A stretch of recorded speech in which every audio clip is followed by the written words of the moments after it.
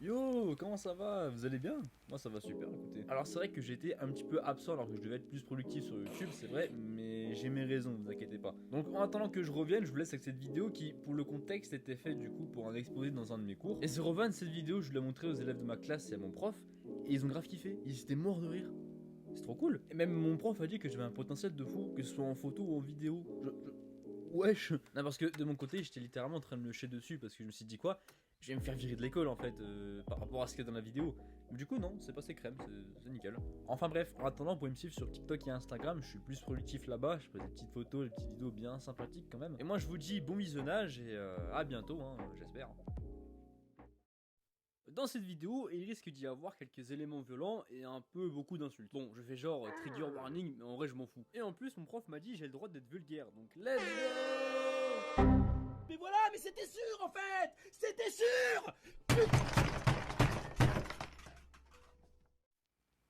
Alors, pour cet exposé en culture de l'image, au départ je vais partir sur moi et mon charisme pour animer le sujet, mais après avoir vu la super vidéo de Katarina sur des jeux de RPG Maker, je me suis dit pourquoi pas faire une vidéo moi aussi, parce que en vrai, ok, je suis dans une école de dessin, mais en fait le dessin c'est pas mon fort. Et qu'à voir mon bulletin, dessin analytique j'ai 8, études de l'humain j'ai 8, perspective j'ai 6, en revanche les vidéos ça je sais faire. Et aussi ça m'évitera de pleurer devant tout le monde par rapport à certains sujets que j'ai parlé dans l'exposé du coup, mais ça c'est autre chose. Au départ je voulais baser mon exposé sur la musique et des liens qu'elle a avec l'image. Et ça aurait pu être super intéressant, on aurait parlé de mon film préféré, The Amazing Spider-Man 2, de mes artistes musicaux préférés, Petit Biscuit et Chainsmoker, et comment la musique participe à mon processus créatif dans tout ce que je fais, que ce soit le dessin ou les différentes photos que je prends. Je m'étais même fait chier à écrire un énorme script, tout était prêt. Sauf que, bah, je sais pas si vous avez vu, mais le 8 mars, c'est une annonce terrible pour moi. Déjà, imaginez la veille, vous êtes giga déçu parce que Cédric Doumbé a perdu son combat de MMA à cause d'une écharde. Du coup vous avez le somme mais c'est pas grave, vous allez vous coucher. Et en vous réveillant le matin vous apprenez que Akira Toriyama, le mangaka qui a bercé toute votre vie et influencé une grande partie de votre imagination, de votre univers artistique, est décédé. Je vous jure ça m'a brisé le cœur au point que bah, carrément je change de sujet pour l'exposer, pour le dédier à mon manga préféré, Dragon Ball. Alors dans la classe les gens à qui je parle, ou même tous mes potes en général, ils sont pas trop fans de Dragon Ball. Soit ils ont pas regardé, soit bah ils trouvent que bah c'est haché carrément. Et si on va un peu plus loin, genre Twitter, on peut dire que Dragon Ball bah c'est de la nostalgie, que c'est juste en fait des combats pas intéressants avec des persos plats, et qu'il y a aucun enjeu parce que quand un perso meurt bah il récite à la fin. Alors ma question pour eux c'est vous avez lu le manga? Non parce que sérieux. Non parce que il suffit de lire le premier arc de Dragon Ball Z pour comprendre bah, qu'ils ont tort, et quand on demande de vrais arguments bah là aussi ça commence à bégayer. Bon en même temps c'est Twitter hein, je suis pas très étonné. Un crampteur sachant crampter sans son accompagnant est un bon crampteur. Attends mais ta gueule vas-y putain vas-y. Mais sinon plus sérieusement je conçois qu'on peut pas aimer Dragon Ball, aucune œuvre n'est parfaite selon moi. On peut ne pas adhérer à l'histoire, on peut ne pas aimer le style graphique qui est très marqué, et en soi l'animé des années 90 ça a un petit peu vieilli. Brother, Mais aujourd'hui, moi je suis là pour vous présenter Dragon Ball, un peu ses inspirations et balayer les arguments débiles cités plus haut. Et pour ceux qui ont pas lu, bah si en même temps je peux vous faire découvrir Dragon Ball et peut-être vous faire apprécier, bah moi ça me va, c'est cool. Bref, allez, c'est parti, et pour ça, faut revenir au commencement en 1984. Après 4 ans de publication de son premier manga Dr. Slump, un manga humoristique avec une petite fille robot nommée Harale, Toriyama, agacé par le rythme pénible de travail, décide d'arrêter son manga pour lui trouver un successeur. Un soir, en s'inspirant des films de Jackie Chan, il va créer une petite histoire comique sur base d'arts martiaux, Dragon Boy. Ah, c'est pas encore ça je crois. Alors vous inquiétez pas, cette petite histoire servira de base pour son futur manga Dragon Ball. Dragon Ball nous raconte l'histoire de Sangoku, un petit garçon possédant une queue de singe, orphelin depuis la mort de son grand-père et très doué en arts martiaux. Par hasard il va faire la rencontre de Bulma, une jeune inventrice de génie à la recherche des 7 boules de cristal. Les deux feront équipe pour trouver ces fameuses boules de cristal qui, une fois réunies, permettent d'invoquer Shenron, un dragon magique qui permet d'exaucer n'importe quel vœu. Ça c'est l'histoire de base, après il se passe plein de péripéties, en fait il se passe trop de trucs. On découvrira notamment que Sangoku est en réalité un Saiyan, une race de guerriers extraterrestres conquérants extrêmement dangereux, un peu comme les Viltrumides d'Invincible. En revanche, les Saiyans sont bien plus dangereux, notamment par le fait qu'une fois que la pleine lune est arrivée, ils peuvent se transformer en gorilles géants extrêmement dangereux, d'où le fait qu'ils possèdent une queue de singe. Le manga est très vite devenu un succès international, s'étant vendu à plus de 300 millions d'exemplaires. Combien?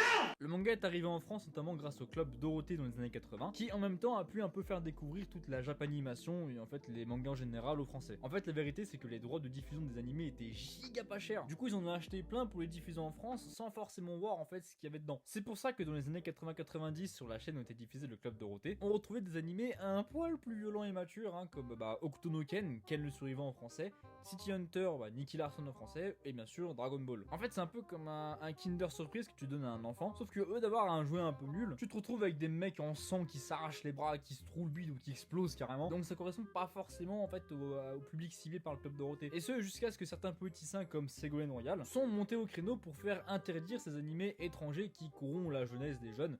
Tout ça après pour le remplacer par d'autres dessins animés pourris, encore une fois étrangers. Ah bah en tout cas, merci Ségolène d'avoir bousillé notre enfance, c'est gentil. Eh, reviens ici, la coincée du cul. C'est à cause de toi que j'ai jamais vu les derniers épisodes de Dragon Ball Z. Du coup, en conclusion, est-ce que vous savez que Kinder ça veut dire enfant en allemand? Je savais pas, c'est... Voy a la playa, ya subió la marea. Bref, 40 ans plus tard, le manga est toujours un phénomène et s'est exporté sur plein de médias différents, animés, jeux vidéo, et même des films, comme Dragon Ball Evolution, qui est pas bien du tout d'ailleurs. Et plus récemment, on va encore avoir des nouveautés comme Dragon Ball Daima, un nouvel animé qui semble être plus une espèce de retour aux sources, plus axé sur l'humour, avec des visuels magnifiques, en espérant que ce soit juste mieux que l'horrible Dragon Ball Super, vraiment je le déteste. Sinon en jeu vidéo, on va avoir Dragon Ball Sparking Zero, qui est la suite d'une série de jeux sortis dans les années 2000, et Dragon Ball Z Budokai Tenkaichi, ça a pas le même nom mais t'inquiète, ça va, c'est pas grave. C'est pas grave parce que le jeu va être une putain de dinguerie.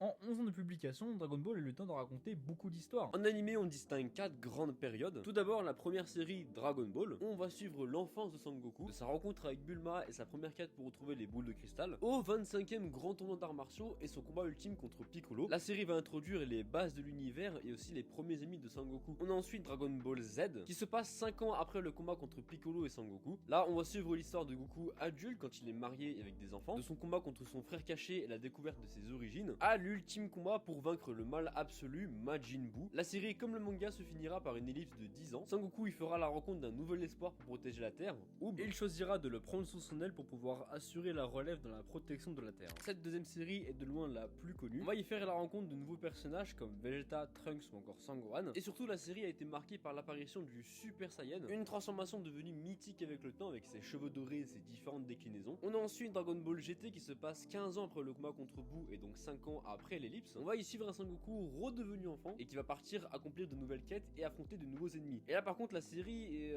assez moyenne en fait. Il y a de très bonnes idées mais elles sont assez mal exploitées. Même si pour moi il y a la meilleure transformation toute série Dragon Ball confondue, le Super Saiyan 4 qui est vraiment magnifique. Et c'est pas une histoire de fantasme chelou avec des poils, un jour à venir, ça n'a rien à voir. Et puis de toute façon Dragon Ball GT n'est plus canon. Ça veut dire que la série n'appartient plus à l'histoire principale. Donc en fait c'est comme si ça n'avait jamais existé. Donc prenez ça comme un plus si vous voulez. Pour finir on a la 4ème série Dragon Ball Super. On va suivre Sangoku et ses amis durant la période en fait entre le combat contre Buu et l'ellipse des 10 ans qui marque la fin de DBZ avec sa rencontre avec Oob. Et fait intéressant, Dragon Ball Super est aussi publié en manga dessiné par Toyotaro. Et ce qui est spécial en fait c'est que l'anime et le manga sont assez différents. En soi l'intrigue reste la même mais les choix et les actions faites dans l'anime et le manga sont faites de manière différente. On a donc deux versions avec chacune des visions bien distinctes. Et en vrai ça aurait été super cool si c'était pas complètement de la merde. Dragon Ball Super est tristement célèbre pour avoir une qualité assez médiocre. Le meilleur exemple c'est Sangoku. Même si dans DBZ il a un côté un peu naïf, on passe d'un mec qui est assez sage, mature et réfléchi à un gros mongol et qui est juste excité par l'envie de se battre, ce que je trouve assez bizarre en vrai. Et dans DBS on apprend que le mec ne sait pas embrasser parce qu'il ne sait même pas ce que c'est. Pardon? Vous vous rendez compte que là on parle d'un mec de plus de 40 ans qui est marié avec 2 enfants.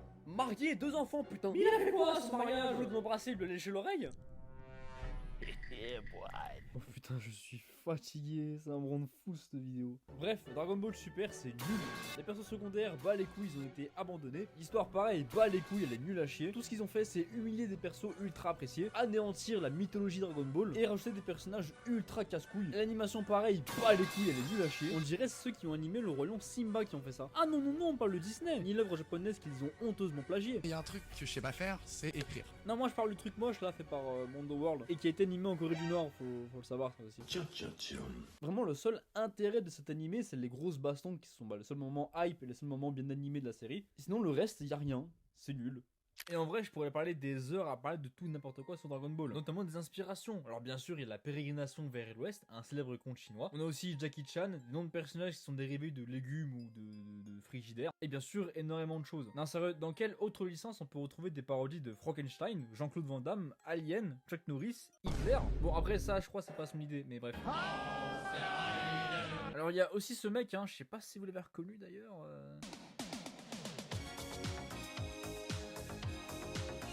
Et sinon, hors sujet, est-ce que vous savez qu'il était impliqué dans un scandale de fraude fiscale? Ça n'a aucun rapport, je sais, mais je voulais le placer.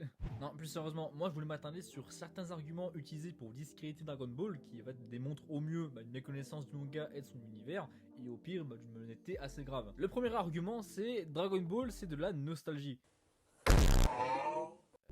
C'est-à-dire, parce qu'en fait l'argument de la nostalgie je l'ai jamais compris en fait. Perso je le vois un peu comme ça, sous prétexte que Dragon Ball c'est trop vieux parce que ça a quand même presque 40 ans, bah en fait ça ne serait pas si bien que ça et que nos souvenirs ont été grandement influencés parce que c'est notre enfance, du coup maintenant il faut laisser quelque chose de plus récent et de mieux, alors non. Le truc c'est que ceux qui disent ça en général en fait ne donnent pas d'argumentation derrière, donc pour moi en fait une affirmation sans argumentation peut juste être contrée avec un non, et que au pire bah tu peux commencer à dire ça aussi.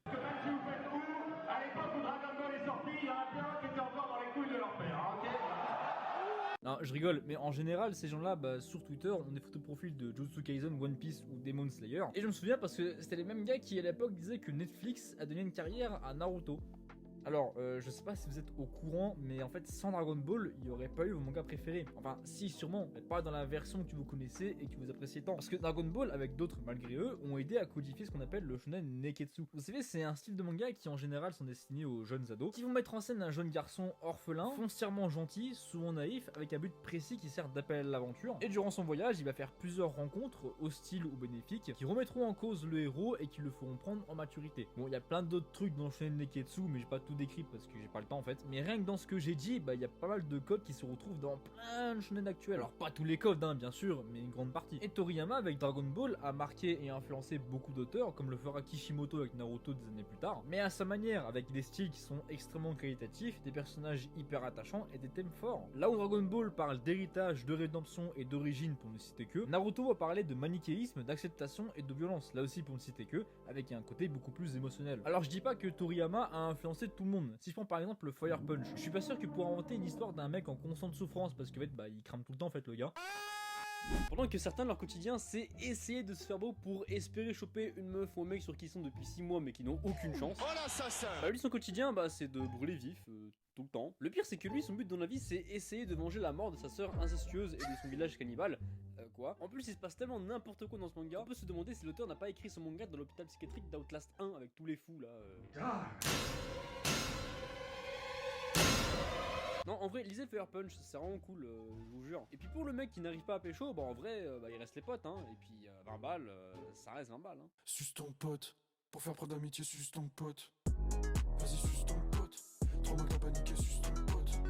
Deuxième argument, c'est ouais, y a pas d'histoire, c'est juste de la baston. Mais les gars, c'est un manga de baston, vous attendez à quoi? Alors c'est pas de la baston ultra philosophique comme dans Hokuto no Ken où les mecs en fait bah, se pleurent dessus après s'être trouvé le bide. Mais chaque combat est justifié par une motivation profonde, en accord avec les personnages qui combattent. La vérité, la vengeance, la sauvegarde de l'avenir, et surtout ils sont très bien amenés et justifiés par l'histoire. Je prends pour exemple l'arc Namek où direct on nous présente le grand méchant Freezer, le frigo, mais ça c'est autre chose. Sachant qu'ils ont aucune chance de le battre, toute l'intrigue va se baser sur des jeux d'alliance et de pouvoir entre différents camps de héros et de vilains qui ont chacun leur objectif. L'histoire est super bien rythmée, il y a vraiment des révélations et des retournements de situation qui mettent une tension énorme et une symbolique hyper profonde dans les combats qui vont en découler. En plus d'étoffer un lore qui est incroyable. En vrai c'est un des reproches que je peux faire à Dragon Ball, et c'est en voyant les films qu'on s'en rend compte en fait, c'est que Dragon Ball possède un lore qui est hyper développé et fourni, mais on dirait qu'ils s'en servent pas assez. En plus comme quasiment tous les films sont pas canons, bah en fait il y a une matière énorme qu'ils peuvent réutiliser en fait pour les inclure dans l'histoire officielle. Mais du coup avec Dragon Ball Super, bah en fait eux d'exploiter un lore qui est déjà bien établi, ils vont faire plein de rajouts qui sont inutiles et en plus après ils vont même pas les réutiliser. Et quand ils intègrent dans le canon de l'histoire des personnages ultra appréciés comme Broly par exemple, ils font des versions qui sont vraiment mais nulles à chier. Dans Dragon Ball Z, Broly en fait c'était un espèce espèce de super guerrier ultra puissant, vraiment psychopathe, inspiré de Achille, le héros troyen, et avec une haine viscérale pour Goku. Il avait un charisme monstrueux et en plus, c'était une machine, il défonçait tout le monde. Et surtout, c'était vraiment un méchant, c'était un taré, un fou. Mais dans Dragon Ball Super, ça devient juste mon père était méchant avec moi pendant 40 ans. Ah non, vas-y, ça m'a saoulé. Il y a même plus l'aura mythologique et la légende qui faisait le prestige du personnage. Ses gains de puissance sont incohérents et en plus, c'est même plus un méchant. C'est nul. Tout ce pourquoi on appréciait Broly comme méchant en fait n'est plus là et on a juste une version pathétique du personnage. C'est triste. Après bon, ça c'est ce qui caractérise Dragon Ball Super, la médiocrité. Mais bon, passons à la suite. Le troisième argument c'est, ouais, y a pas d'enjeu, dès qu'un héros meurt, il ressuscite. Alors ça c'est un peu plus compliqué, parce que déjà quand un héros meurt, on n'a pas la garantie qu'il ressuscite. Par exemple, le Sangohan d'un futur alternatif, où tous nos héros d'ailleurs sont morts de manière définitive, qui décide de se sacrifier pour combattre des ennemis trop forts pour lui. Le but étant d'assurer la paix et l'avenir de son monde incarné par Trunks. Et d'ailleurs, sa mort motivera ce dernier à remonter le temps pour changer son futur. Et en vrai, la plus horrible je trouve c'est celle de Bardock, le père de Sangoku. Dans l'épisode qui lui est dédié, on apprend qu'il recevra la malédiction de voir l'avenir. Au fur et à mesure, il verra le génocide de son peuple par Freezer, le tyran intergalactique, qui considère que les Saiyans sont devenus une race trop dangereuse pour lui. Tout au long de son histoire, il cherchera à empêcher les visions de se réaliser sans arriver à faire quoi que ce soit, perdant ses amis un à un, ce qui le poussera d'ailleurs à arborer son mythique bandeau rouge imprégné du sang de ses amis, avant de se lancer dans une bataille à 1 contre 1000 dans l'espoir d'abattre Freezer. Cependant, il finira par mourir lorsque Freezer balancerait une énorme boule d'énergie, détruisant par la même occasion sa planète et son peuple, réalisant ainsi sa funeste vision. Ça veut dire que malgré tout ce pourquoi il s'est battu, ses visions sont quand même réalisées et qu'il est littéralement mort pour rien, et que personne dans l'univers Dragon Ball se souviendra de lui ou ne connaîtra son histoire, à part ce meurtrier. Cependant, dans son dernier souffle, il a une nouvelle vision de son fils Sangoku qui, des années plus tard, se retrouvera face à Freezer pour un combat mortel, devenant de facto l'incarnation de l'espoir vengeur de son peuple. Adieu mon fils.